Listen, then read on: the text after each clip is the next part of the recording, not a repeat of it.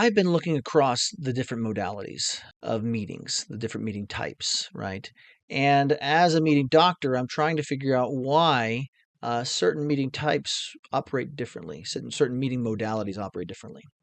And one thing that we learned in June of 2021 from the data we collected then was that individual participation was more important to the overall effectiveness of the meeting for hybrid meetings than for the other modalities, for face-to-face or video conferencing by itself. And so, what that really means is that when we encourage participation, that's more essential. It's essential all the time, but it's more essential in hybrid meetings than in these other meeting contexts. And this goes back to the things I was talking about when I talked about hybrid communication networks. In a hybrid meeting, you've got these communication networks that create kind of a two-tiered communication environment where people online sometimes get forgotten.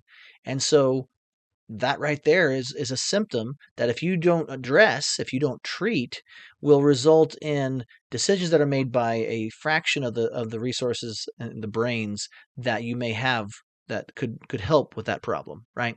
And so the key here is meeting participation and meaningful participation by those people who are in the meeting is really essential to hybrid meetings, more so than even the other forms of meeting, because in the other forms of meeting, people tend to be able to engage independently of some help. Whereas in hybrid meetings, it is much harder for the people who are online to get into the communication queue, right, to be able to participate. And so we have a responsibility, particularly those who are in person, to engage with those who are not in person.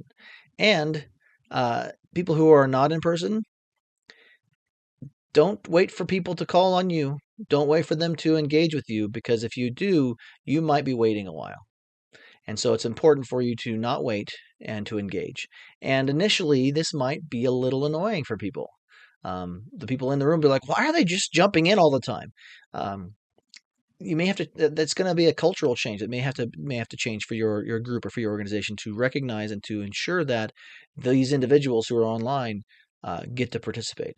But the better way is for those in the room to encourage participation, the meeting leader to encourage participation, and ensure that everybody has their voice heard.